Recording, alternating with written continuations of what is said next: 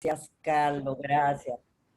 ¿Qué cosa la de Carlos? De que no hay un abanico. Y yo estoy creyendo que es verdad que hay, tengo que buscar un abanico. Que se ve algo, alguna luz, alguna cosa. Mi gente, gracias por estar ahí.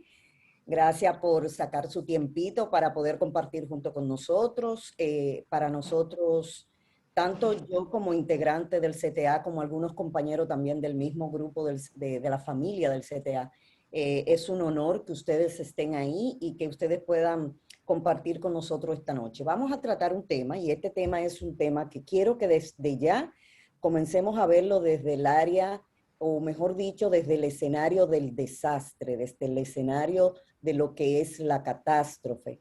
No estamos hablando de intervención en crisis o no vamos a hablar de intervención en crisis con relación a lo que es el área de emergencia de un hospital, de una clínica, de una clínica rural, ni mucho menos. Ni mucho, para aclarar, tampoco de un consultorio. Estamos hablando de intervención en crisis en el momento del desastre, cuando vamos a donde está el hecho. Ahí es que vamos nosotros a comenzar. Así que vamos a comenzar a compartir pantalla, Carlos, Ujú. eh, para poder entonces comenzar con lo que sería nuestro diálogo. ¿Ustedes lo están viendo bien ahí? ¿Se nota Sí, lo bien? vemos bien. Sí, sí, sí. Ok, perfecto. Entonces aquí estamos hablando o vamos a hablar del triaje, que el triaje no es más que una metodología y más adelante lo vamos a explicar. Y vamos a hablar justamente, como le dije ahorita, de la intervención en crisis en desastres naturales. Para esto vamos a comenzar justamente, déjame pagar aquí, ok, vamos a hablar de temas, o mejor dicho, algunos conceptos que es bueno que comencemos. Lo primero que vamos a hacer es apagar nuestros teléfonos, nuestro micrófono, mejor dicho. Vamos a ponernos suavecito, vamos a aflojar, vamos a ver cómo podemos captar la mayor cantidad de información posible para que entonces, si tienen alguna pregunta, alguna duda, vamos a tomar un tiempito a mediado de la charla para que ustedes puedan hacerla o vayan anotándola o la pueden poner en el chat para entonces poder irla contestando. En eso Carlos Davino va a acompañar para poder ir recolectando lo que serían sus preguntitas. Vamos a hablar de unos términos porque tenemos que aclararlo para que entonces mentalmente también nos visualicemos lo que es ya la intervención en crisis en desastres naturales. Estamos hablando que vamos a oír mucho lo que es la palabra emergencia, lo cual constituye lo que es una ruptura abrupta a lo que es el corredor normal de lo que puede ser el ciclo de la vida de la persona en un momento determinado. Y en ese sentido, no le llamamos a nuestros pacientes, como se le llama a las personas que van a los consultorios o a las personas que van a las clínicas. Aquí le cambiamos el nombre y entonces le llamamos sobrevivientes. Entonces, en la intervención en crisis, en momento de desastre, lo que estamos hablando de sobrevivientes, no de pacientes. Aquí no vamos a hacer terapia, aquí no vamos a hacer una intervención terapéutica. Aquí el objetivo principal de la intervención en crisis dentro de un desastre natural es salvar vidas. Por lo tanto, aquí no se habla mucho, aquí no se usa el psicoanálisis, aquí no se usa la logoterapia, aquí no se usa absolutamente nada de eso. ¿Por qué? Porque entre un minuto y otro se puede perder una vida. Y el objetivo principal de esa intervención en crisis, tanto psicológica como médica, que primero es médica y luego entonces se transforma en psicológica, es salvar la vida de las personas que están involucradas dentro de lo que es el hecho. Y por lo tanto, ahí tenemos que saber exactamente cómo es que vamos a actuar. Luego tenemos el concepto de desastre, que lo podríamos definir como que se denota como un suceso adverso, una desgracia, una lamentable situación, una ocasión porque ha ocurrido un hecho y que nos ha afectado y que nosotros no estábamos preparados, pero tampoco teníamos en nuestro ser lo que sería esa capacidad de afrontamiento para poder tener cierta respuesta menos traumática en lo que sería la situación per se. Luego tenemos lo que es la catástrofe, que son términos muy parecidos, aunque diferentes, y se utilizan en países uno más que otro, dependiendo de cuál sea la cultura de cada cual. Y en este caso dice que se utiliza para definir un suceso infausto que altera el orden regular de las cosas. Y en esto entonces vienen los diferentes tipos de desastre. ¿Cuáles serían estos? Y esto es muy importante que nosotros lo sepamos. ¿Por qué? Porque dependiendo el tipo de desastre, dependiendo la situación, dependiendo el entorno, dependiendo el escenario, es que vamos a actuar. Se han creado en los países desarrollados, porque a todo esto tenemos que decir un poquito de que este término es un término francés y es un término que se ha acuñado mucho en el área europea, no tanto en lo que es el área americana, norteamericana o suramericana o centroamericana, como ustedes le quieran llamar, sino más bien el área europea. Y ahorita, más adelante, vamos a decir por qué. Entonces, en algunos países le llaman catástrofe, en otros países le llaman desastre, pero más o menos se refiere a lo mismo, aunque los términos sean etimológicamente diferentes. Entonces, hay tres tipos de desastres. Primero, el origen natural. Y en este tipo de desastres están lo que son los terremotos, los tsunamis, los huracanes, son los naturales, los que vienen de la naturaleza, los cuales a veces son totalmente impredecibles. Luego vienen los de origen humano, y en este caso es donde interviene la mano humana y que por alguna negligencia, por alguna falla técnica, por algún descuido, pues provoca una catástrofe o una emergencia en el caso de que suceda algún hecho. Y luego viene lo que es de origen sanitario. En este caso, lo que estamos nosotros padeciendo hace más de un año es justamente un desastre o una catástrofe, si pudiéramos decirlo, de origen sanitario, porque viene justamente a afectar lo que es la salud de las personas, pero también hay una serie de políticas y de hechos que involucra lo que es lo que podríamos llamar lo sanitario. Entonces, todo depende de cuál sea el hecho y de cuál sea el escenario, pues entonces hay protocolos diferentes establecidos para cada uno de estos. Nosotros más adelante, en lo que es el CTA, vamos a tener un taller donde vamos a profundizar muchísimo más todos estos términos, donde vamos a dar ejemplos específicos, donde va a ser teórico práctico para que las personas puedan identificar exactamente, porque esto de los psicólogos de intervención en crisis, que lamentablemente en la República Dominicana se ha confundido mucho con lo que es atención primaria y también se ha confundido mucho con lo que es que venga un paciente en una condición crítica y yo lo intervenga. Aquí no tiene absolutamente nada que ver con esto. ¿Por qué? Porque en el momento del hecho nosotros no hacemos terapia.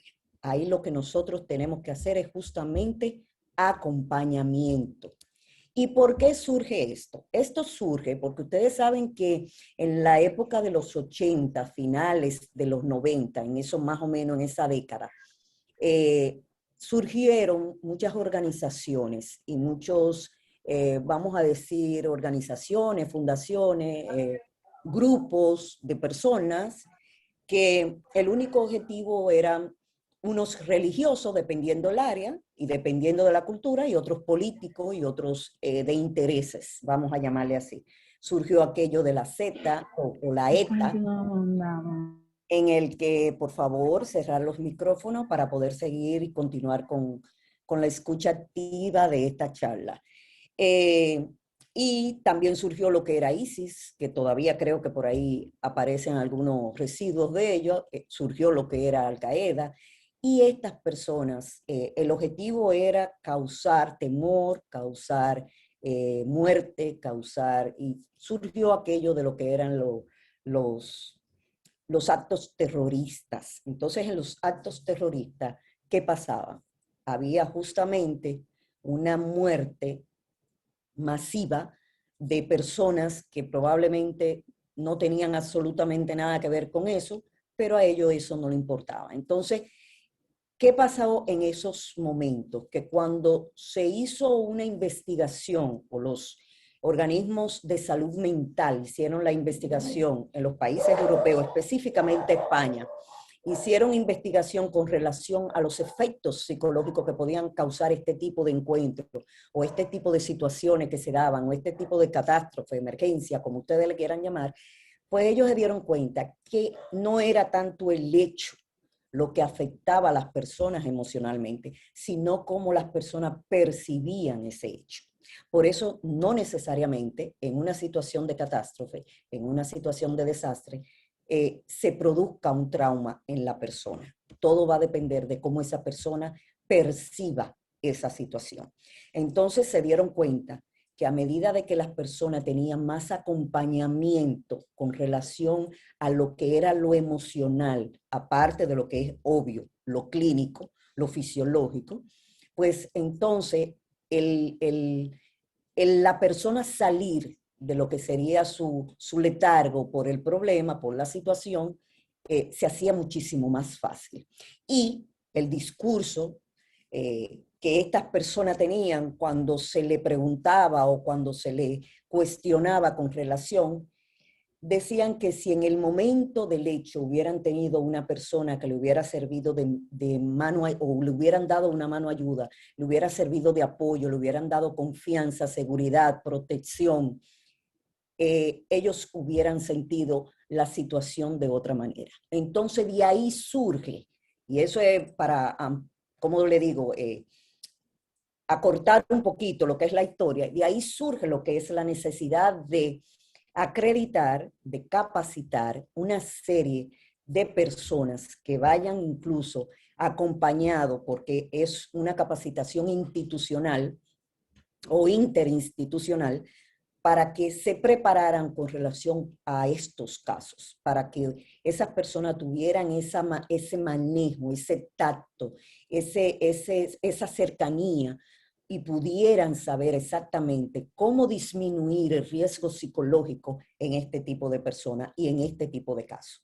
Por eso le estaba hablando ahorita que esto no es de terapia, esto es más bien de cómo yo puedo acercarme a una persona para evitar de una manera menos traumática que esa persona resurja como el ave fénix de la situación X que puedan estar pasando. Entonces, basándonos en eso, ¿qué podemos hacer como estudiante o como profesionales de la psicología? ¿Qué podemos identificar nosotros dentro de una zona de desastre? Lo primero, como le dije anteriormente, que se debe de tomar en cuenta es salvar la vida de las personas. Eso es lo primero. Aquí usted no va a ver personas buscando que si un cuaderno, que si un sitio para acomodarlo, que si tienen que buscar una... No. Lo primero es que la estructura va dirigida por un médico.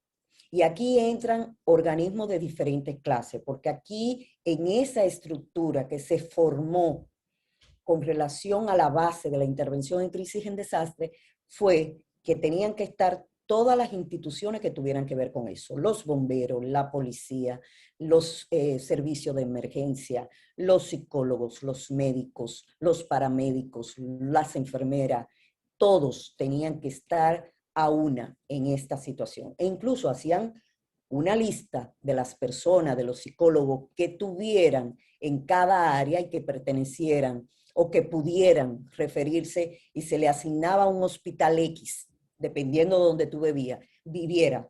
Se le ponía un listado de todas estas personas. Claro, estamos hablando de países organizados. Aquí todavía estamos en confundir una cosa con la otra. Imagínense lo que nos falta con relación a este tema, en hacer ese tipo de estructura que funcione, que sea funcional en el momento que se necesite en realidad. Entonces, lo primero que tenemos que tener es el número de muertos y el número de heridos, porque de aquí vamos a hacer lo que sería una estadística. Luego tenemos que tener en cuenta las enormes pérdidas materiales que se pueden ocasionar en una situación como esta.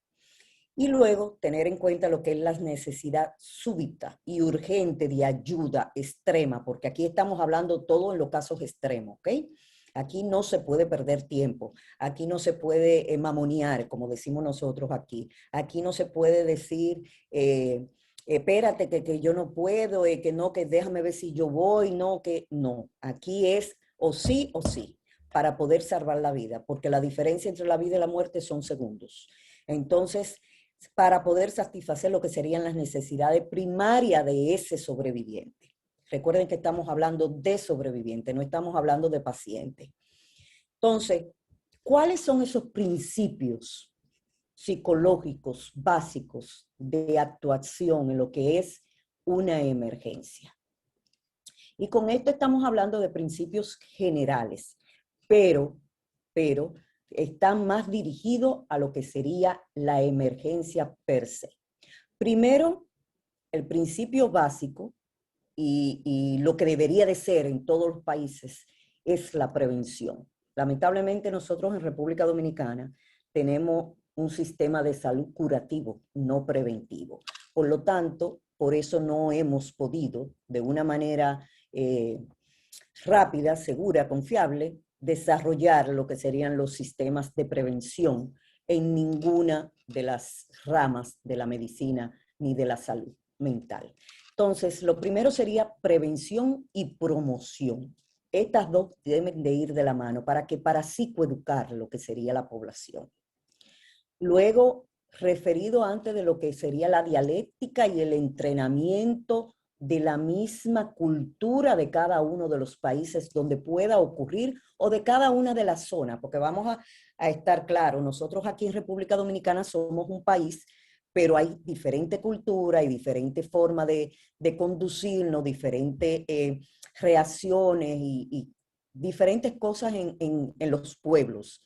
Y cada zona tiene algo que lo identifica. Entonces, eso sería una parte importante de poder identificar cuáles serían esos factores de riesgo en cada una de esas zonas. Factores de riesgo tanto de salud, tanto médico, como también factores de riesgo del entorno, las carreteras, los puentes, los estacionamientos, etcétera, etcétera, etcétera.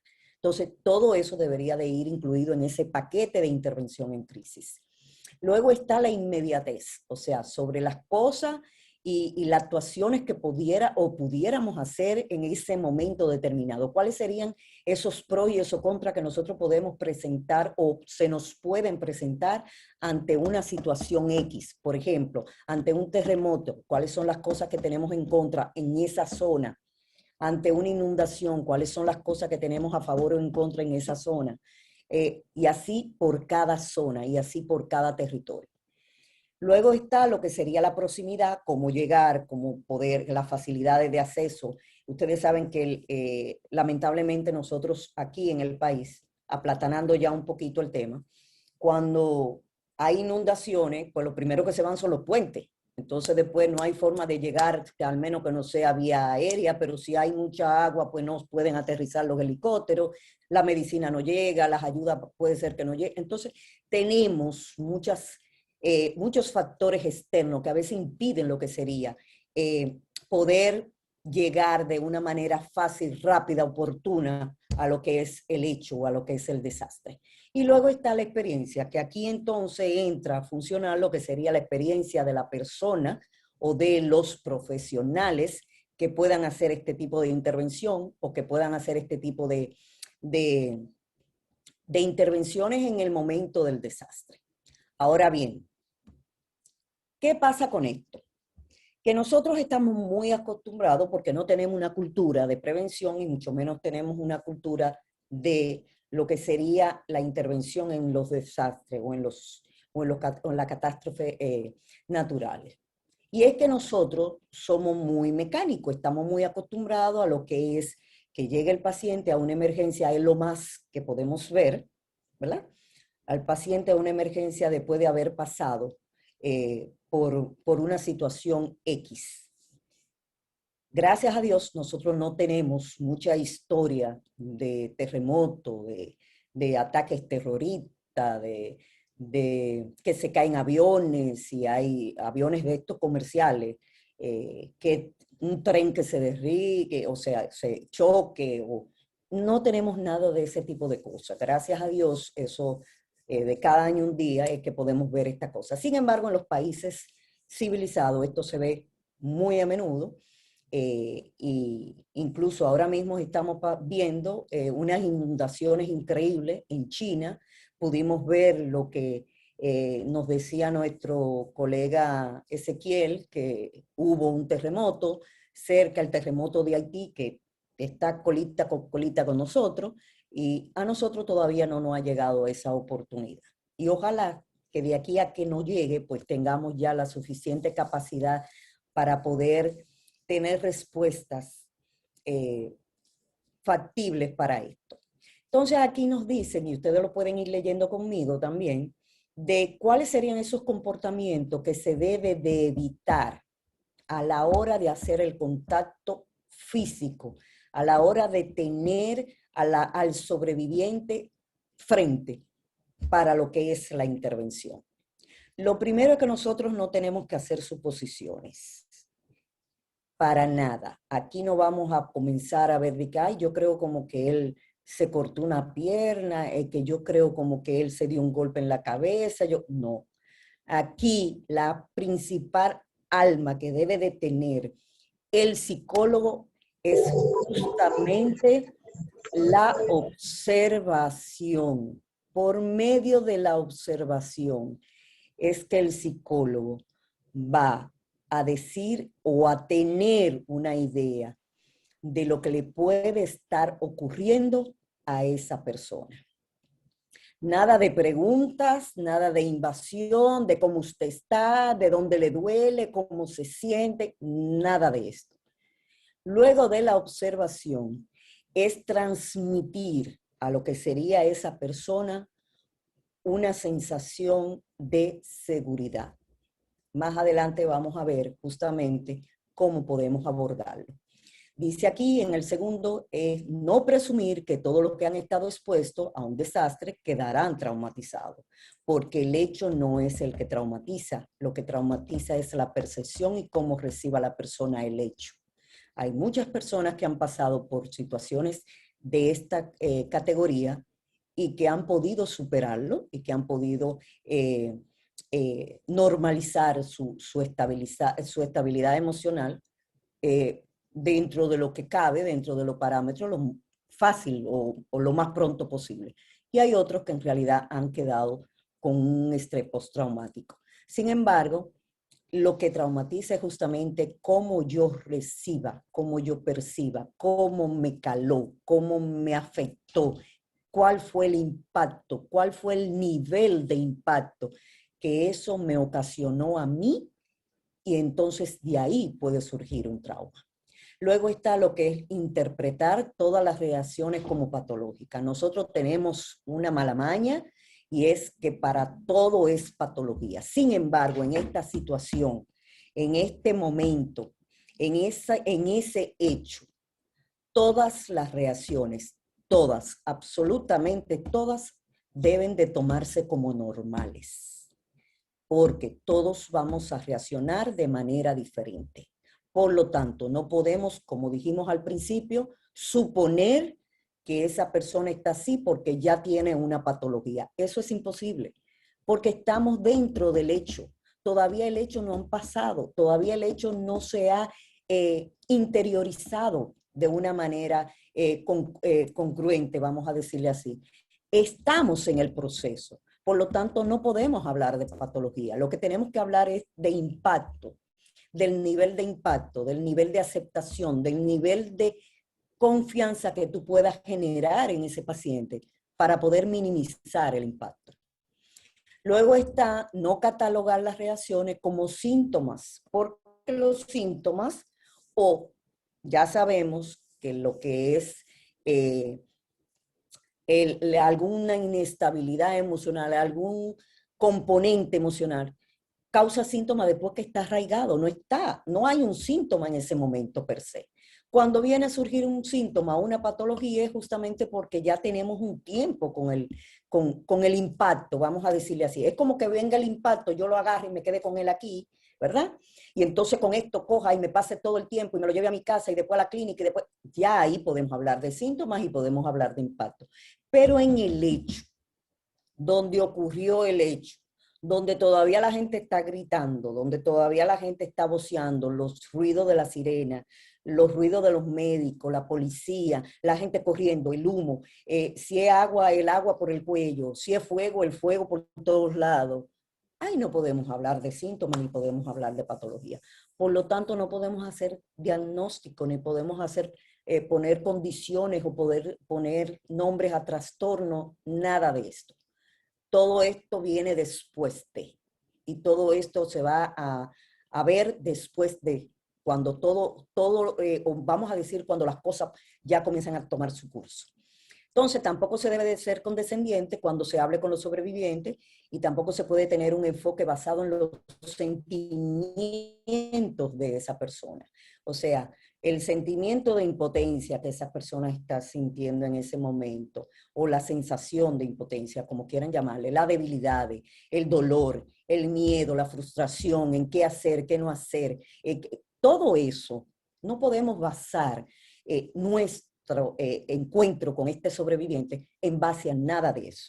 Porque entonces lo que estamos haciendo es revictimizando y poniendo, o tal vez creando de verdad lo que sería ese posible trauma dentro de esta persona.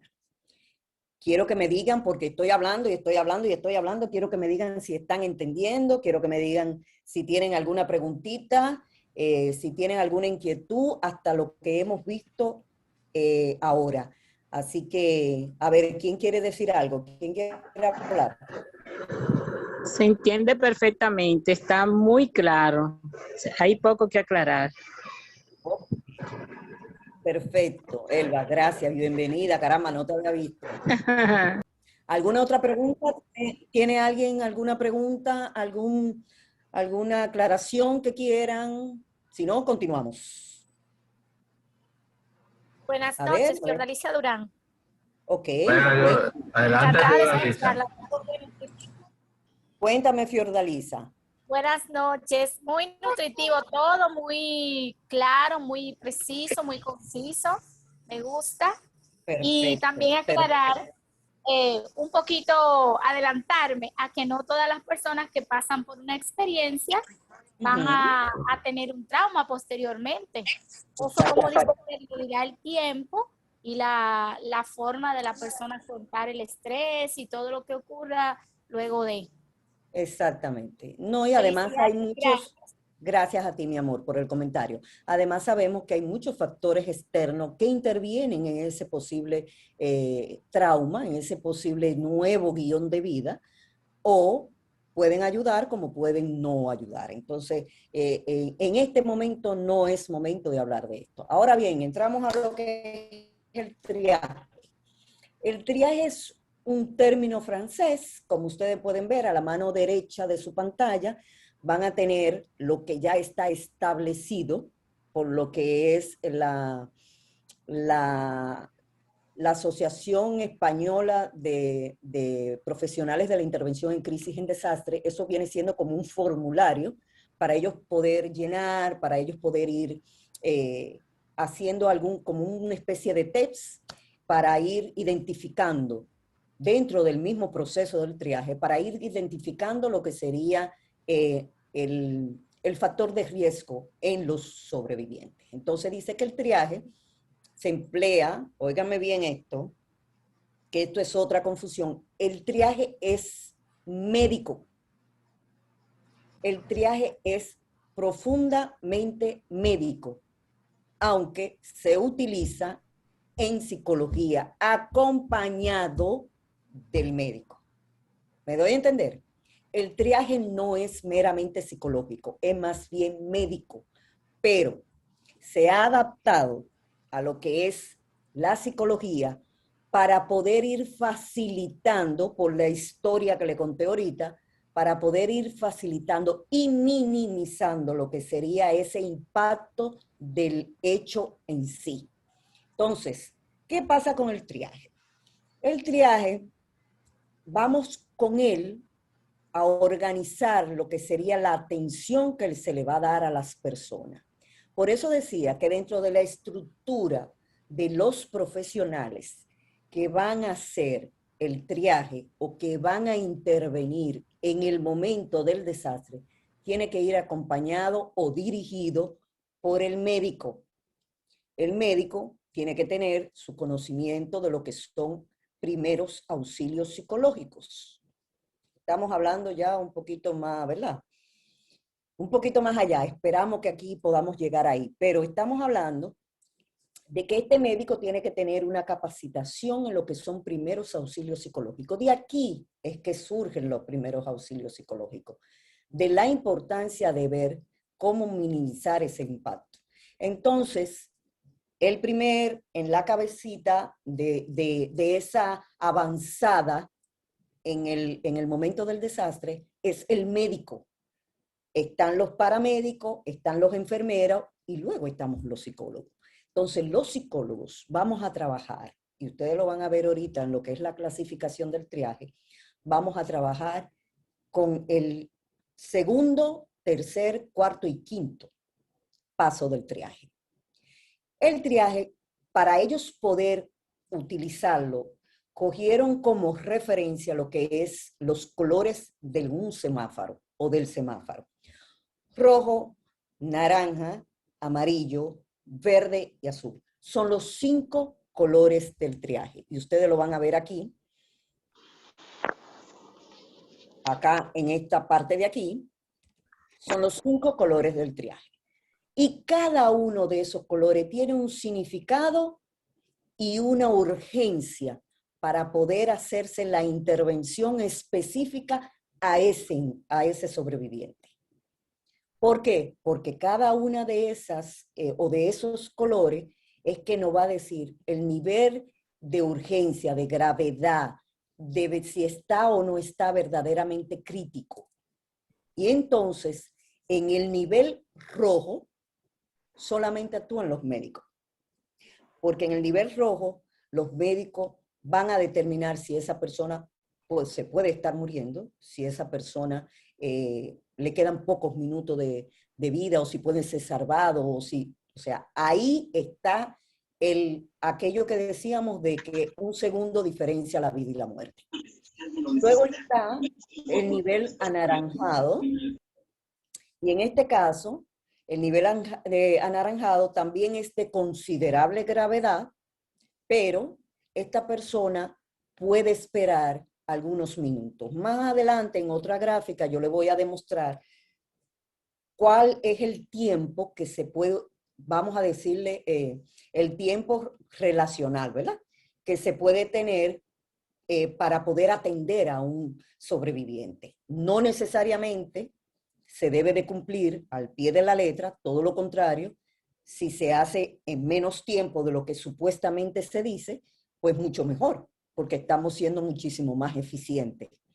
Entonces, en este momento, el anaranjado te dice que el médico puede durar más o menos unos 10 minutos.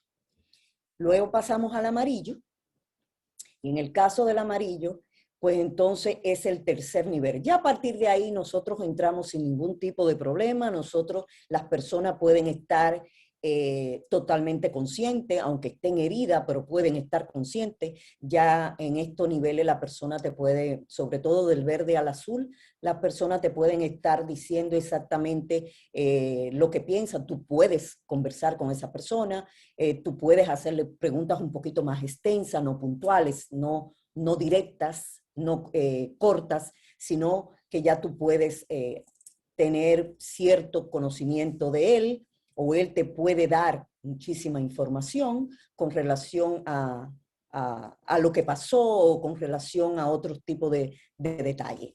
Y luego está el verde, que entonces ya el verde es justamente como lo dice el semáforo, es de paso, la persona no está tan grave, ya se puede tomar otro tipo de acción con esta persona, ya a esta persona se le puede aplicar los primeros auxilios sin ningún tipo de problema, se puede tomar el médico o se puede tomar el psicólogo su tiempo con esta persona. Y el azul, bueno, pues ya el azul es de menor gravedad dentro de lo que es esa clasificación. Y el límite de tiempo va a depender justamente de cuál sea el hecho, porque todo esto varía, recuerden que todo esto varía según el suceso, lo que se produjo, si fue un fuego, si fue un terremoto, si fue una inundación, si fue, o sea, todo va a depender del hecho. Y el hecho en sí es que marca la pauta de cómo sería este triaje. ¿Ok? Entonces aquí tenemos una gráfica donde dice cuál sería el tiempo promedio para poder atender a ese sobreviviente. Como le dije ahorita, si lo hacemos en menos tiempo, pues entonces estamos siendo mucho más eficientes. Ahora bien, es un tiempo aproximado, no es que es 10 minutos, juegan, corran. No, es un tiempo aproximado de que se le da claro, sin obviar ni distraernos y saber que es una emergencia. Por lo tanto, tenemos obligatoriamente que ser directos, cautelosos y poder ser eficientes. Aquí se exige lo que sería 100% la eficiencia, porque de ahí es que va a depender la vida o la muerte de una persona. Entonces dice que en el nivel 1 son 10 minutos, digo, en el nivel rojo es 0 minutos, en nivel naranja serían 10 minutos, en el nivel amarillo la urgencia sería de 60 minutos, en el nivel verde, bueno, pues ya es un poquito más relajada la cosa, pues estaríamos hablando de 120 minutos, y en el nivel azul, pues ya estaríamos hablando de horas, o sea que ya ahí serían más fácil, ya ahí, como le dije ahorita, podríamos hablar desplayadamente con el sobreviviente, pudiéramos tomar incluso cuando se hacen los levantamientos, aquellos dichosos levantamientos de lo que le gusta ver CSI, etcétera, con relación a las investigaciones, la policía, todo esto pues se hace justamente en el nivel 4 y en el nivel 5. Estas personas no pueden tener ningún tipo de contacto con los sobrevivientes del nivel 1, 2 o 3, ¿ok? Muchos de ellos en esta situación están internos, están en cuidados intensivos, entonces por lo tanto no hay ningún tipo de intervención con relación a otra persona que no sea el médico. Y sigue lo que sería la urgencia de salvar la vida de ese sobreviviente. Entonces, el triaje, hay 3 tipos de triajes. Vamos a decir que 4, porque en realidad en algunos países se hacen 4, en otros países se hacen 3. Y se juntan, se puede combinar. En el primer nivel, o en el primer triaje, que es el básico, se debe de ser breve, a través del cual se aplican maniobras de salvación y de estabilización, de regulación en lo emocional, de regulación emocional. Eso es el primer nivel, el primer contacto con lo que nosotros vamos a hablar con el sobreviviente, que permite en este sentido, el grado de que no lo quiere ver allá arriba. Vamos a cerrar los micrófonos. Ok. ¿Qué determina el grado de urgencia? Basándonos principalmente en los parámetros fisiológicos, distribuyendo lo que sería la víctima a las diferentes áreas de estación, porque a todo esto van poniendo aquello del color, entonces vamos a ir dividiendo todos los rojos, todos los verdes, todos los amarillos, todos los azules, y por eso el equipo que trabaja en ese momento pues sabe cuáles son los niveles de atención y cuáles son las prioridades y cuáles son las emergencias en cada uno de esos casos.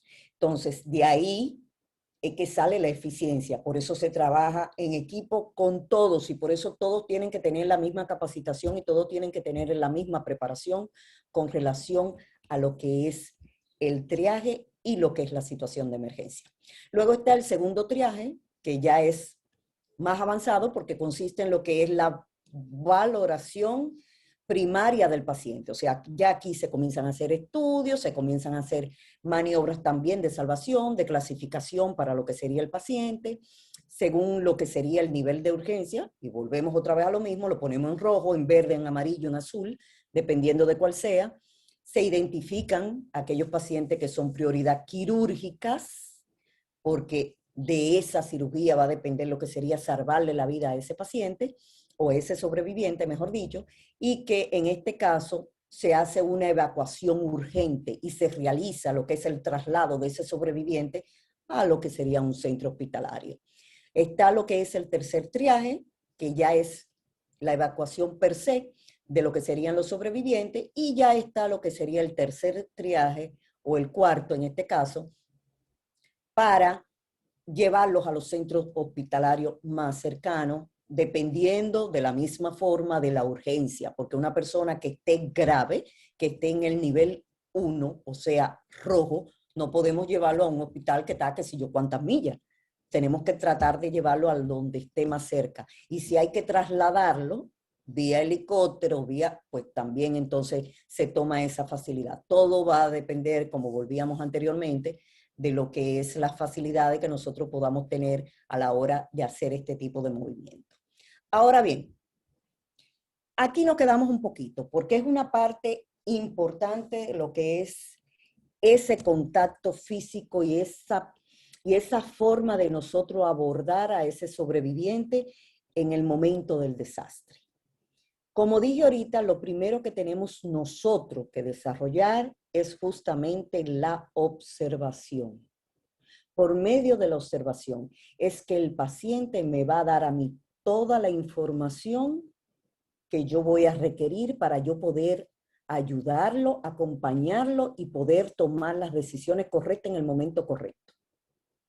No es fácil, mi gente, no es fácil, porque lo primero que tiene que tener ese psicólogo es justamente un manejo de las emociones 1A.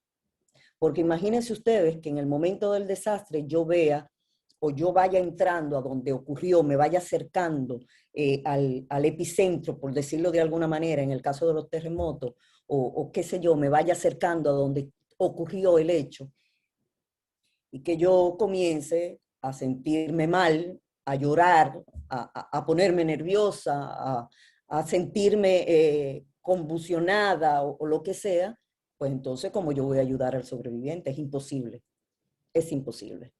Entonces, en este caso, ese manejo de las emociones, de lo que es ese psicólogo, es 1A. Luego está lo que es el lenguaje no verbal. ¿Por qué? Porque no podemos topar con una persona que esté en shock. Entonces, esa persona que está en shock no nos va a decir a nosotros absolutamente nada. E incluso puede darse el caso que esa persona no quiera ni siquiera que tú te acerques. Entonces, ahí es que viene esa capacidad y esa habilidad que pueda tener ese psicólogo para poder acercarse a esa persona que está de una manera irregular, que no está, como nosotros decimos, totalmente consciente de lo que está pasando, pero también no podemos topar con el otro extremo, y es que esta persona esté totalmente eufórico o que esté desesperado. Entonces, todo esto va a depender mucho de lo que es esa capacidad que pueda tener ese psicólogo, ese profesional, para poder abordar a ese sobreviviente. Entonces, a la hora de nosotros acercarnos a esta persona, nosotros no podemos hacer preguntas largas ni preguntas complicadas. Tenemos que hacer preguntas cortas y preguntas específicas. Porque no podemos decirle, ¿cómo usted se siente? Cuénteme, ¿cómo se siente usted aquí? ¿Lo pongo para aquí? ¿O lo pongo para allí? ¿O le duele la cabeza? No podemos, o sea, ese tipo de cosas no podemos hacerlas. Porque en ese sentido lo que la persona va a encontrar es que, ¿y qué es esto? ¿Qué es lo que es? Entonces, nosotros tenemos que acercarnos. Y lo primero que tenemos que decir es una palabra de conformidad para esa persona o de confianza para esa persona. Ejemplo, y es bueno que ustedes, no, vamos a ponerlo a hablar un poquito a ustedes, a ver quién se atreve a decirme a mí cuál sería una palabra de esa para poder crear confianza con esa persona. Dígame a ver, ¿cuál de ustedes creen cuál podría ser esa pregunta o cuál podría ser esa palabra que nosotros pudiéramos hacerle a esta persona, a este sobreviviente que está emocionalmente irregular, o sea, no está regulado, y el propósito de nosotros es justamente regular a esa persona para poder extraer de una manera inconsciente de parte de él información que me ayude a mí a yo ser eficiente en el abordaje. Tenemos a Inés que levantó la mano. Le damos la palabra. A ver, dígamelo todo. La palabra que vamos a utilizar sería tranquilo. Llorar está bien. Que a veces queremos decirle no llores, podemos decirle en este caso tranquilo, llorar está bien. Ok. ¿Cuál otra podría ser? Otra persona que me diga.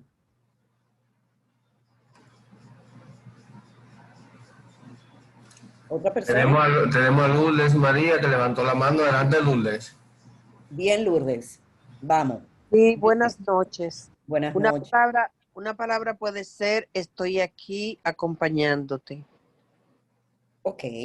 Mire, lo primero que nosotros tenemos que hacer cuando nos acercamos es decirle a esta persona, vine a ayudarte. Estoy aquí para ayudarte. Eso es lo primero. Esto le va a dar una conformidad de que por fin estoy viendo algo que me pueda quitar este dolor, este sufrimiento, esta pesar, este miedo, esta inconformidad, esta incertidumbre, o sea. Y luego entonces identificarnos, porque podemos toparnos con una persona que en ese momento esté, como dije ahorita, muy alterado y no quiera que nadie se te acerque. Entonces, en ese caso, tenemos que decirle, yo soy Celinés Madera y vine a ayudarte. Yo soy Celinés Madera y estoy aquí para acompañarte. Yo soy Celinés Madera y hay un grupo de personas que vinimos a ofrecer nuestra ayuda. Eso podrían ser para crear lo que sería la confianza en esta persona.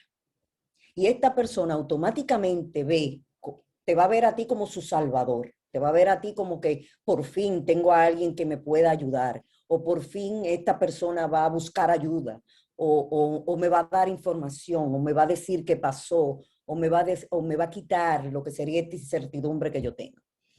Eso es lo primero. Y luego, si la persona te lo permite, porque todo va a depender del nivel de regulación que tenga esa persona, emocionalmente hablando, pues tomarle la mano. La mano, no abrazarlo, no darle besos, no, porque fácilmente si esta persona no lo permite, te puede dar tu pecozón. Entonces aquí vamos a ver dos sobrevivientes, ellos por el caso y ustedes por el trompón. Entonces, si te lo permite, usted le toma la mano y con esto darle masajitos en la mano y comenzar o seguir diciéndole esas palabras de aliento, esas palabras de conformidad y de confianza. Eso es lo primero. Si la persona no siente confianza, pues se va a poner más nerviosa, se va a poner más alterada, se te puede irritar, etcétera, etcétera. Entonces, por aquí comenzamos a lo que sería ese lenguaje no verbal. Comenzamos entonces a hacerles preguntas puntuales. ¿Me escucha? Si te escucha, ya tú sabes que lo que tú le digas puede ser que capte algo y comprenda algo. ¿Me escucha? Sí. Ok. ¿Me puedes ver? Sí. Ok. ¿Cuál es tu nombre? Mi nombre es fulano de tal. Bien. ¿Venías con otra persona? No. Ok. ¿Venías solo? Sí. Bien. No te preocupes, vamos a seguir ayudándote. Yo no me voy a quitar de aquí, yo estoy contigo. ¿Quieres decirme algo? ¿Tienes algún teléfono a los que podamos llamar? ¿Te sientes algún dolor? Son preguntas puntuales, son preguntas específicas, pero aparte de eso, aquí viene lo que es la observación. Tenemos que comenzar a ver cómo es la mirada de esa persona, si está perdida, si está fija o si está atento a lo que estamos diciendo. Tenemos que ver cómo es la narrativa de esta persona, porque de aquí es que vamos a tomar lo que es la manera o el nivel de impacto que este hecho tuvo en esa persona. ¿Cuál es la narrativa? ¿Qué es lo que dice? ¿Cómo se expresa? ¿Cuáles son las palabras puntuales que repite? ¿Qué es lo que está tomando en cuenta? ¿Cuál es su preocupación? Todo esto lo vamos a ver y lo vamos a tomar de la narrativa de la persona, sin nosotros tener que preguntar mucho y sin tener que halagarlo, o mejor dicho, alargar lo que sería ese cuestionamiento. Luego, por tomarle la mano, por tenerle su mano agarrada, pues nos vamos a dar cuenta de cómo es o cómo está la temperatura de su cuerpo, si está nervioso, si está rígido, si está sudoroso, cómo te aprieta, si te aprieta la mano duro, si no tiene fuerza. Todo esto tiene un significado y todo esto tiene que leerse de una manera clara. Por eso, las habilidades que se desarrollan en este tipo de cosas. Luego está de cómo esta persona te puede estar diciendo en la postura, en si me quiero levantar, en si te quiero forcejar, en si no me dejo apretar, en si no me dejo agarrar. O sea, todo esto son cosas, como así nosotros tenemos lo que es los test proyectivos, que cada una de las rayitas tiene una información, cada uno de los dibujos tiene una, eso mismo pasa con esta cosa. Entonces aquí cada gesto, cada postura, cada palabra, cada mirada tiene. También tenemos que tomar en cuenta los tonos de voz, si es agudo, si es fino, si está temblorosa la voz, si está bajita, si está alta. Todo eso son señales. Y eso es lo que nosotros vamos a llenar luego, después, cuando con lo que le enseñé ahorita, que sería como el formulario que se llena. Todo eso usted lo va a ir haciendo después de todo esto. Ahí es que se pone toda esa valoración y entonces por ahí la gente o el médico se guía. Entonces, son cosas que nosotros tenemos que tener pendiente. Por eso no es tan fácil y por eso lo principal es la observación, es el lenguaje no verbal y lo que es esa capacitación en ese tipo de cosas. Lamentablemente, vuelvo a decirlo, aquí en la República Dominicana se ha confundido mucho lo que es intervención en crisis, en atención primaria, que no tiene nada que ver con esto, porque por lo regular el psicólogo que atiende en este hecho, en ese momento, en ese suceso, no da la terapia. Quien lo da es otro psicólogo, que lo refiere después el médico. ¿Ok? Por lo regular no se hace. Ahora bien, cuando yo estuve estudiando esta maestría, nosotros vimos mucho testimonio, porque se hizo un recuento de personas que habían pasado por situaciones así, de bombas que habían estrellado, que habían explotado y que ellos habían estado ahí por coincidencia de la vida, personas que habían sufrido accidentes de trenes, personas que habían sufrido accidentes de carro, personas que habían tenido problemas con lo que es ¿cómo le digo? En los momentos en los cuales ellos habían sufrido algún tipo de situación en el ámbito de terremoto y en el ámbito de deslizamiento de tierra. Entonces, estas personas decían que lo ayudó a ellos en ese momento preciso fue justamente el manejo de la persona que le dio la mano. Y muchos de ellos decían que hubieran querido o que después de haber sobrepasado la situación, habían tratado de buscar a la persona que en ese momento le dio la mano. Porque por lo regular no vuelven a verlo. O por lo regular estas personas no vuelven a tener este contacto. Entonces, de ahí fue que se comenzó a ver la necesidad de poder buscar a estas personas para que en ese momento sean cruciales, a veces más que los médicos. A veces más que los médicos. Todo va a depender, como dije ahorita, de lo que es el hecho en sí, de cómo ocurra, cuál sea el suceso y justamente de cómo se maneje en el momento. Nosotros estamos acostumbrados a que cuando se habla de emergencia, se habla de emergencia en los hospitales. Cuando se habla de emergencia, se habla de emergencia de que pasó algo y llevaron al sobreviviente al hospital o a la sala de emergencia. Y por lo regular, la persona que está en la sala de emergencia es médico. No sé, porque gracias a Dios no he tenido que visitar muchas clínicas, pero no creo que en la República Dominicana, en las salas de emergencia de los hospitales, tantos privados como públicos, se tenga un psicólogo de emergencia. Eso aquí no existe.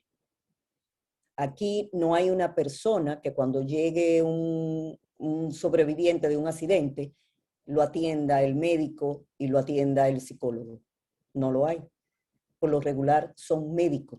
Y por lo regular estos médicos no tienen absolutamente ningún tipo de conocimiento con relación a lo que es la psicología de emergencia o lo que son los primeros auxilios psicológicos. Por lo tanto, a veces, hasta para tú ponerte una inyección, tú sales traumatizada, porque las enfermeras te pullan 250,000 veces para encontrarte la vena. Y todo eso se valora y se toma en cuenta, y todo eso, aunque ustedes no lo crean, pueden causar un trauma, porque todo va a depender de cómo perciba la gente el impacto, de qué tan impactante sea para la gente, y de qué cuál fue el nivel de impacto del hecho o del suceso hacia esa persona. Así que hasta aquí lo dejamos.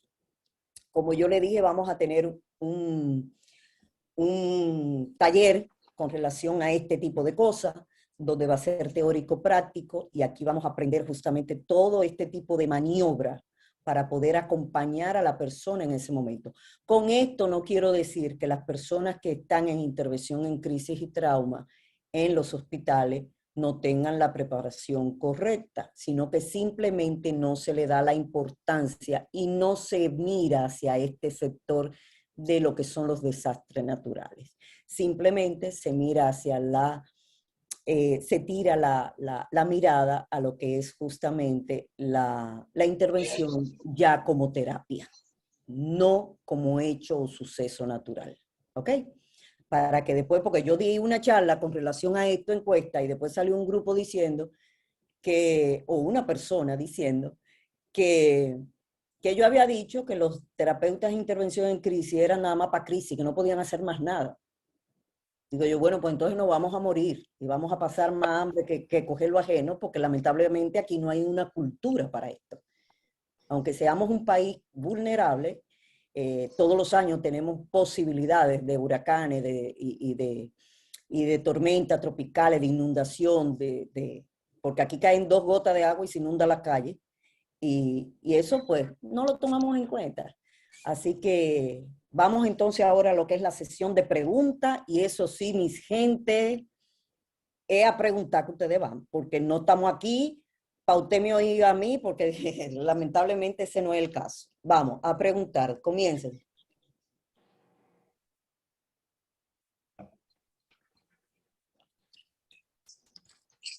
¿Quiénes están aquí para preguntar? Carlos David, ¿tienes a alguien por ahí? Porque no lo veo aquí. Estamos aquí. Vamos a terminar, dejar de compartir para poder ver la cara a todos y nos Claro, podamos claro. Déjame cerrar. All right, aquí estoy. Ok. Bien. Bien. Vamos a ver, vamos a hablar. Vamos a ver.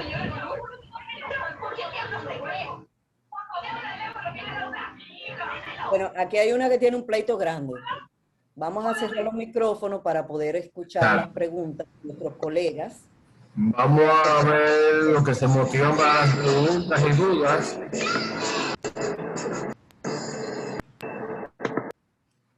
Ok. Selenia, hay algo que tú comentaste. Ajá. ahorita sobre la cultura en la intervención en crisis y en desastre. Ajá. Yo tuve una gran experiencia. Déjame poner para que me puedan ver la luz. Apagué la luz y puedan ver mejor. Además de que soy un poquito feo, como quiera me van a ver. ¿Me ven bien ahí? Perfecto. Ok. Está bueno eso. Miren. Cuando hablamos, Selene hablaba de cultura en la intervención en crisis. Yo tengo una experiencia porque a mí me tocó trabajar con el terremoto de Haití. Y el 90% de mi trabajo fue con adolescentes y con niños. Y yo, psicólogo, pues no sabía lo que era la intervención en crisis. Yo quería trabajar con muñequitas. Llevarle muñequitas para jugar, muñequitas. Ustedes saben que para el pueblo de Haití, el llevar muñequitas y cosas así es vudú. Y hubieron varias niñas que me lo estrellaron encima. Por eso es importante estar bien comunicado y conocer la cultura con la cual tú vas a trabajar. Exactamente. Esa fue una experiencia que porque yo duré como 3 meses trabajando después de ese terremoto en Haití. Esa es una gran experiencia que yo tuve. Pero gracias a Dios, uno fue aprendiendo poco a poco. Pero el que no pregunta es porque no quiere aprender. El que quiere aprender, que haga preguntas, le saque el jugo a Celine. Mire, a mí me pasó lo mismo, bueno, no lo mismo, pero sí fue un antes y un después, porque yo estuve también estaba empezando lo que era la maestría de intervención en crisis, y justamente el profesor que estaba dándonos la clase fue el profesor que hizo el protocolo de intervención en crisis que se utilizó en Haití en ese momento. Y de ahí fue que surgió la idea de hacer lo que sería esta maestría en el país. Él es un profesor, ahora mismo es director de la Escuela de Psicología de la Universidad de Salamanca, se llama José Navarro, y él fue que implementó este protocolo. Pero en ese momento yo era estudiante de lo que era la maestría, y para mí fue un antes y un después. No por el hecho de que yo estuviera en sí en el momento del desastre, porque ya había pasado y lo que nosotros pudimos llegar allá, pero el tío un tío de mi esposo era el jefe médico en la frontera, específicamente en Jimarí. Y por ese lado, nosotros llegamos hasta allá como voluntaria, porque en realidad yo de intervención en crisis estaba comenzando, no sabía absolutamente nada. Sí tenía cierto conocimiento por lo que había leído, pero en la práctica era totalmente cero. Y déjenme decirle que son momentos tan difíciles que abruman, son momentos tan confusos que marcan, son momentos tan dolorosos que no hay personas o sea, tienen que tener de verdad un buen manejo de las emociones para que tú no te desgranes a llorar, porque es muy fuerte lo que se vive, la confusión, la impotencia, el mal manejo de las cosas, también la poca higiene que pueda tener, o sea, de verdad que era un desastre. El mal olor me tenía a mí que yo nada más pensaba en vomitar y en vomitar porque no había otra cosa del mal olor, pero olor a podrido, olor a sangre, olor bueno, de verdad que fue un antes y un después. Y a partir de ahí, yo pensé incluso hasta retirarme de la maestría, porque yo dije, mire Navarro, si esto es así, yo no puedo con esto. Yo con esto no puedo, porque lamentablemente esto es para mí algo muy traumático.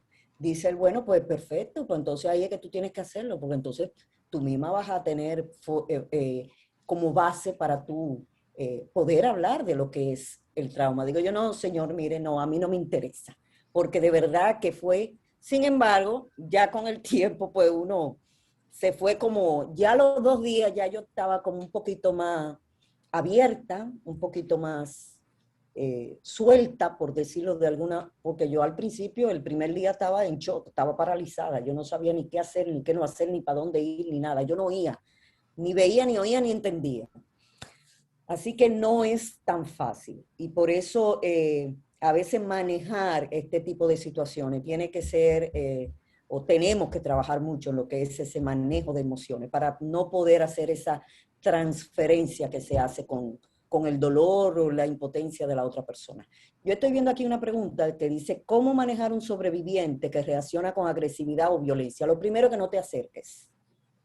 En este caso, te identificas, dices, yo soy Celina Madera, yo vine a ayudarte, yo estoy aquí para ayudarte. No perderle la vista, como dicen por ahí, seguirlo en el caso de que se te mande o que se te...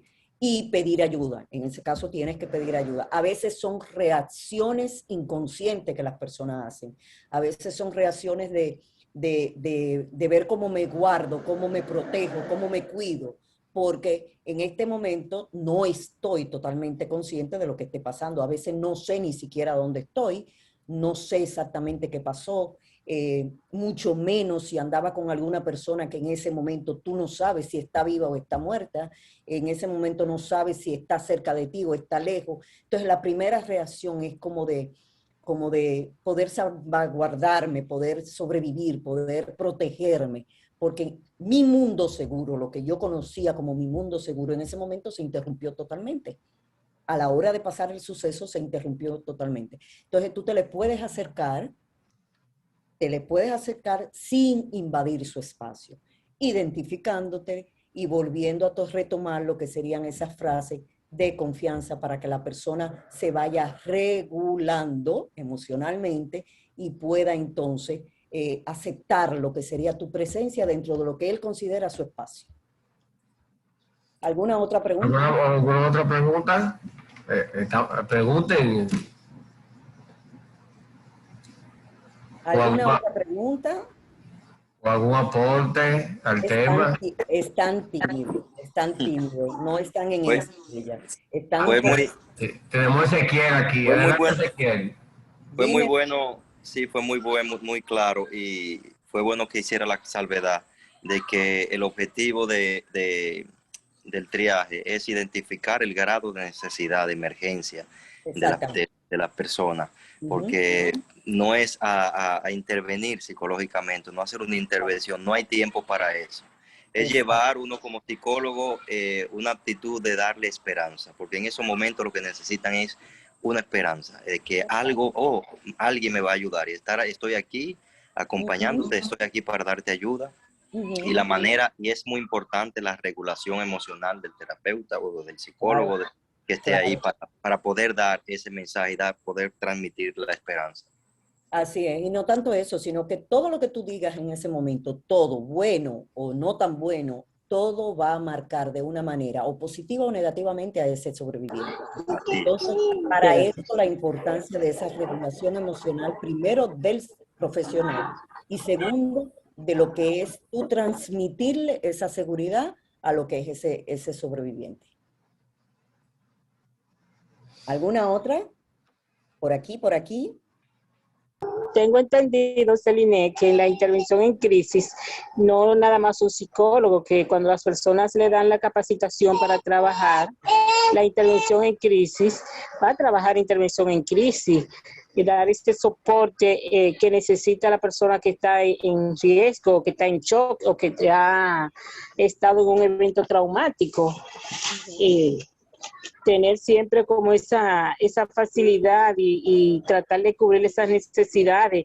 Necesita llamar a alguien, tener un teléfono disponible para que llame y darle... No.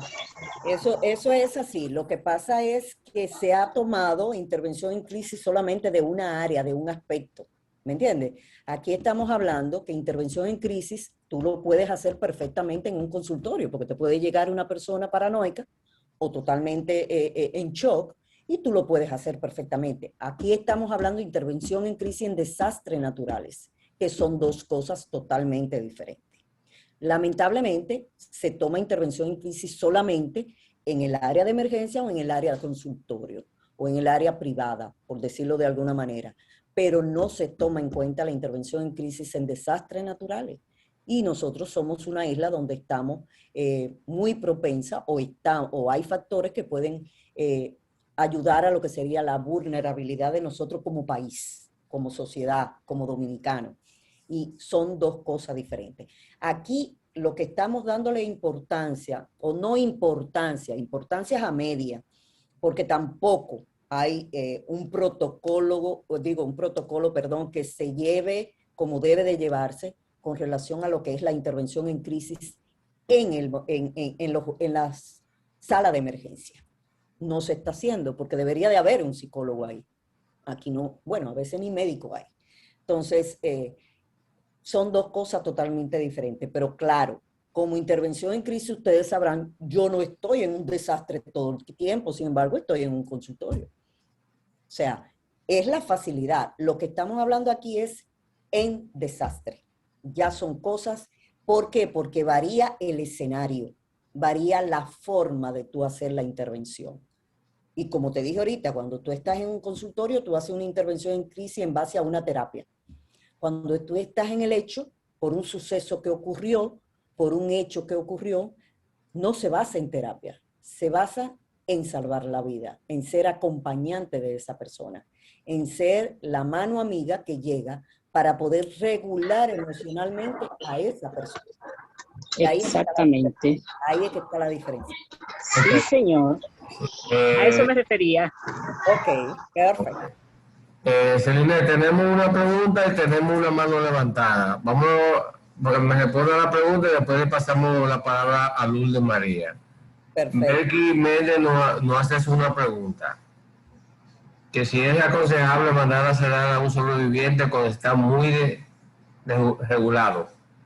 Eso va a depender mucho de cuál sea la condición médica de ese sobreviviente. Porque recuerde que la prioridad es salvar la vida de ese sobreviviente. Entonces, si en ese momento la persona está muy desregulado y no deja que se le ponga la mano, no deja, pues de alguna manera tienen que buscar la forma de poder evitar de que su vida se le vaya entre las manos. Porque puede ser que la persona esté sangrando, por decirlo de alguna manera, y tú llegas y ves que se está desangrando, y él no quiere que les ponga la mano, él no quiere que te le acerque, pues hay que buscar la manera de poder parar ese sangrado, porque si no se va a morir. Entonces todo va a depender de cuál sea la situación de ese paciente. Si está, vamos a decir, al nivel 3, a lo cual ya está una persona consciente, podemos hablar con él, pues entonces tenemos que tratar de llegar a él en medio de lo que sería el que haga reconocimiento de la situación. No hay necesidad ahí de sedarlo. Ahora, si no es posible, pues entonces ya el médico tomará la decisión, dependiendo de cuál sea su condición clínica, fisiológica, el médico tomará la decisión de qué se hace en ese momento. Lourdes María tenía la mano levantada. Adelante, Lourdes. Sí, buenas noches. Gracias, Celine. Veo que este es un tema muy interesante. Que realmente, aunque triste. Sí, es triste, pero es real. Es Así algo es. que debemos conocer nosotros los que trabajamos con lo que es el área de salud mental. Yo soy psicoterapeuta, trabajo aquí en Filadelfia. Soy la presidenta de la Asociación Hispana de Terapeutas Familiares. Y tengo una pregunta que yo levanté la mano, pero después yo la bajé, porque en el caso, por ejemplo, del desastre que ocurrió en Miami, con la destrucción el desplome de ese edificio. En este caso, por ejemplo, ahí hay personas que no estaban dentro del edificio, pero sí tuvieron parientes, familiares que estuvieron dentro de ese edificio. O sea que yo no quiero imaginarme verme en esa situación. O sea que aunque esas personas no estuvieron dentro del edificio, pero sí están pasando por un momento de crisis, vamos a decir. O sea que en estos casos también se contempla que el maestrante en terapia en crisis actúe?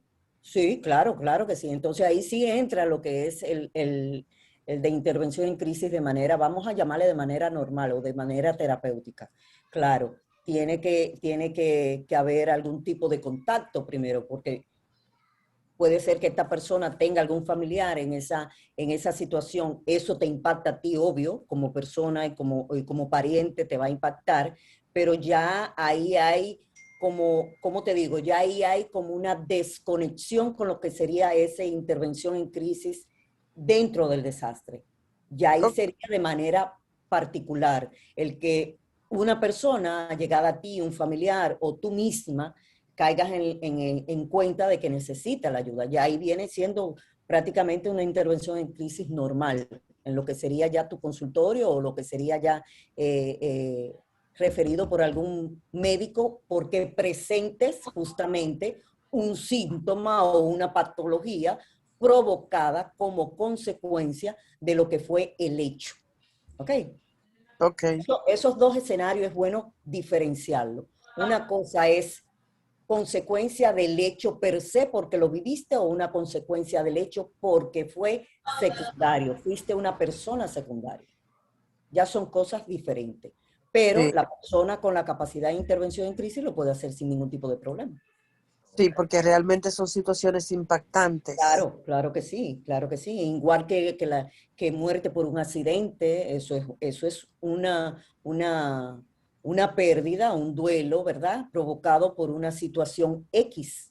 Y no fue por vamos a decir, por una enfermedad o por muerte natural. O sea, ya hay un factor externo que ha provocado lo que sería esa situación. Entonces, el intervencionista en crisis en desastre lo hace en el momento del accidente. Ahora, el que tiene la intervención en crisis lo puede hacer con los familiares ya en el momento del consultorio. Ok. Y por ejemplo, en este caso, porque hoy escuché que hay otra nueva variante del virus. Me imagino que ustedes tienen muchos clientes. Bueno, sí, ha aumentado muchísimo lo que es la ansiedad, lo que es la depresión. Esos han sido los mayores. Mira, yo estoy trabajando supuestamente, porque ya no lo estoy haciendo, pero yo comencé desde el 26 de marzo a trabajar con lo que es el programa de apoyo emocional de salud pública aquí en la República Dominicana. Y ellos tienen un listado justamente de 200 y pico de psicólogos y 100 y pico de psiquiatras, donde le estábamos dando apoyo emocional a las personas que llamaban, pero también como miembro del Departamento de Intervención en Crisis de la Universidad de UNIBE, que fue donde yo estudié, donde estudié la maestría, también di lo que es el apoyo emocional de manera voluntaria a lo que era la comunidad de UNIBE, o sea, los estudiantes, los padres, los familiares de la comunidad de UNIBE. Y en los dos casos, en salud pública fue a nivel nacional, a nivel general, y en el caso de UNIBE fue a nivel de la comunidad solamente de UNIBE. Y en los dos casos, en los dos, el alto porcentaje era justamente de estrés, ansiedad y depresión. Eso era lo máximo. Sobre todo, en el caso de UNIBE, jóvenes en el área de medicina.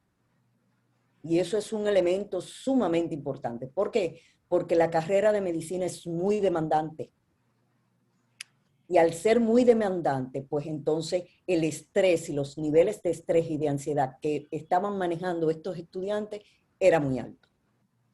En el caso Imagino. de las otras personas, ya a manera general, pues entonces estaban los mismos problemas de estrés, ansiedad y depresión, pero también se pudo ver lo que era el problema con la violencia intrafamiliar, el problema de los jóvenes y de los niños con relación a lo que eran las clases virtuales, de los padres con ese tema de las clases virtuales, muchos divorcios.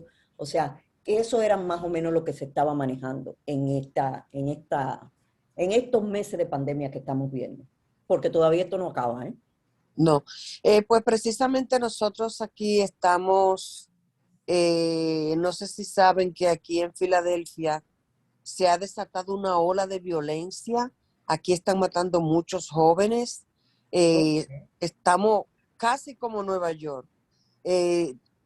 Aquí matan, en todos los días hay 10, 20 muertos por armas de fuego. Incluso algunas personas estaban sugiriendo que se declarara en estado de emergencia, porque aparte de la pandemia ha habido un alza en el uso de drogas y esa facilidad del uso de armas, donde uno encuentra que el adolescentes armados, niños que se quitan la vida precisamente porque tienen la facilidad de alcanzar un arma en la casa y se suicidan sin intención, como niño al fin.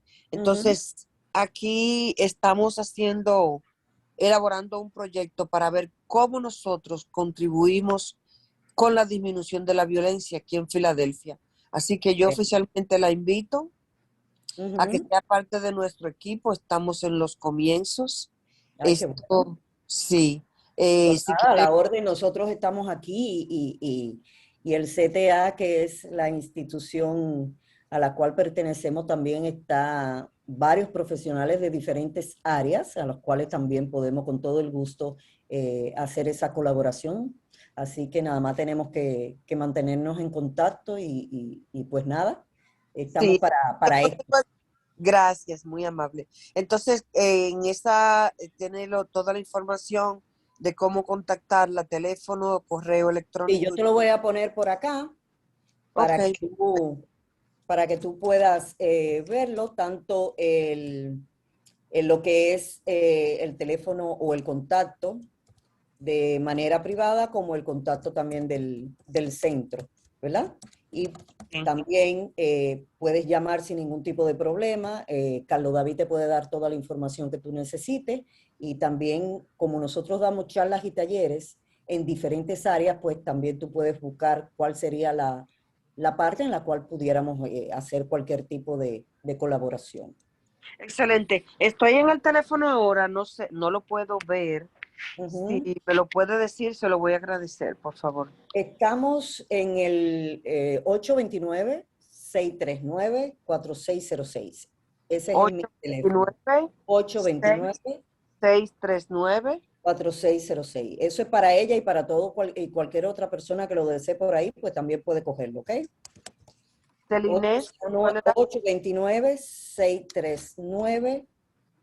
829-639-4606. Y el del centro es el 809 378 7845. 7845. 9845. Perdón, Carlos. 378-9845. 378-9845. Tú sabes que yo estoy mirando aquí una llamada que me está entrando y ese es el teléfono. Ahí señor, okay. Vamos a volver locos, nos vamos a volver locos. Celine, tenemos para cerrar el módulo ya, porque no, tenemos a Marta que tenía rato la mano levantada. Perfecto, Marta, vamos a darte la oportunidad. Bueno, Marta. la bajé porque algunas cosas usted la explicó y otra es para felicitarle. Es grandioso su aporte, sus conocimientos son muy vastos, muy amplios. Yo soy recién graduada de psicología. Intenté hacer la maestría en intervención en crisis en UNIBE, de ahí que conozco cuando mencionó a José Navarro Góngora. Sé que es un excelente maestro que escucha, uno aprende. Y toda esa vivencia que la que usted ha hablado realmente son muy impactantes, y estar en el momento, hay que estar, yo no sé si hasta protegido con la divinidad para uno dar ese servicio y poder ayudar. A mí me ha tocado, sin haber sido psicóloga, una muchacha que decía tener su cara disfrazada porque le explotó un horno en la cara. Wow. Yo trabajaba en una clínica, pues yo, al ver a la muchacha en esa crisis tan grande que nadie podía y que no quería que nadie la tocara, así como usted acaba de decir, Entonces, a mí se me ocurrió coger un espejo. Y al poner el espejo en su cara, yo con eso le bajé los niveles. De una manera como si hubiera sido automática, pero una crisis larga hasta que yo entré. Ok. Y a otra señora se entró un vehículo al lado de mi mamá.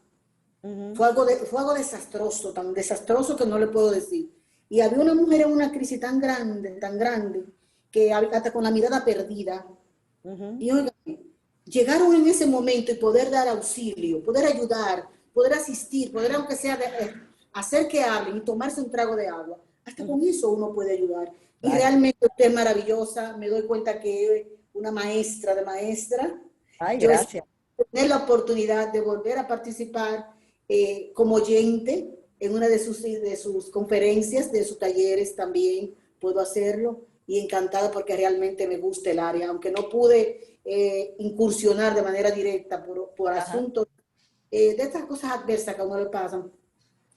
No pude, pero quedé fascinada con haber hecho, aunque sea par de semanas. No, pero no importa, tú puedes todavía ponerlo a ti en ese mapa de sueño tuyo y poder hacerla, aunque sea de aquí a 2 o 3 años, no importa. No descarte la posibilidad de hacerlo. Con el material que adquirí, con el diplomado virtual del Instituto de Salamanca, todo lo que usted ha dicho, todo eso yo lo tengo en mí, claro. Pues no lo botes, porque eso te va a servir de material para ese momento, cuando te decidas hacerlo. Eso es la más maravillosa, y usted también lo tiene. Gracias, gracias. Un abrazo desde aquí. ¿De dónde eres? De San Francisco de Macorís. ¡Huepa! San Francisco. Sí. Un saludo por allá, San Francisco, y a la gente de California. Bueno, pues ni decir. Otra vez, a mi gente de Baní, que ahí está Rosani. Rosani Peña es la directora regional del Colegio Dominicano de Psicólogos de la región sur, Rosani Peña. Así que gracias, Rosani, por estar presente. Cuando vuelvan a tener ese taller o conferencia, si me la mandan a tiempo, le auguro que la hago llegar a todos mis grupos y vamos a sumar más para que se enriquezcan con esos conocimientos. Perfecto. Nada más tienes que mantener tanto de lo que son las redes sociales del CTA, o sea, el Centro de Capacitación Terapéutica Autoayuda. Lo pueden buscar tanto en Facebook como en Instagram, y entonces ahí subimos todos los talleres y todas las cosas que se van a ir dando, ¿verdad? En el momento, con diferentes temas, diferentes facilitadores y diferentes momentos. Así que nada más tiene que llevarse, estar pendiente a las redes. Bueno, pues nada, mi gente, agradecerle de verdad que hayan estado ahí. Carlos, coja usted el mando de el timón de este barco, de su vida. Muchísimas gracias. De verdad. Ya ustedes saben, ahí yo puse en lo que es el chat, están los teléfonos tanto míos como del centro, para que ustedes cualquier cosa puedan llamar. Y como le dije a la amiga de San Francisco, que sigan las redes sociales para que ustedes entonces puedan enterarse de todo lo que puedan estar ofreciendo el centro. Diferentes charlas, diferentes talleres, y ustedes entonces se inscriban y ¿verdad? Nos mantenemos en contacto. Gracias, feliz resto de la noche, duerman bien, pórtense bien, no me hagan mucho dolor. Y Carlos, pues gracias a ti y nos vemos pronto. Nada, gracias a todos, a cada uno de ustedes por participar en este gran conversatorio que pronto se pondrá como un taller, aunque vi que ellos escribieron que lo quieren como un diplomado, lo vamos a preparar así también. Gracias a cada uno de ustedes, el centro está a su disposición. Ya para pronto estamos preparando un taller, a ver si lo damos virtual, comenzamos no este sábado, sino el sábado que viene, sobre genograma. Cómo aplicar el genograma ligado a lo que es la psicología forense. Cómo entender la psicología forense a través del genograma. Y tendremos ¿Puedo decir algo? Sí. ¿Y cómo no? Sé que hablé ahorita, pero decirle a ustedes que continuamos trabajando como voluntarios en el programa que mencionaba la licenciada. Que estamos haciendo. ¿Quién nos habla? Porque nada más parece que... Durán. Ok, Fiordalisa. Yo trabajo en el hospital de Boca Chica, yo soy psicóloga, hace 12 años más o menos trabajo allá. Y pero yo tengo mucha gente en Boca Chica. Ay, qué bueno, qué chévere. Saludos a mi gente de Boca Chica. O sea, tú le llevas el saludo, ¿verdad? Gracias, abrazos para usted también. Entonces, seguimos trabajando de manera voluntaria y de manera presencial en el hospital.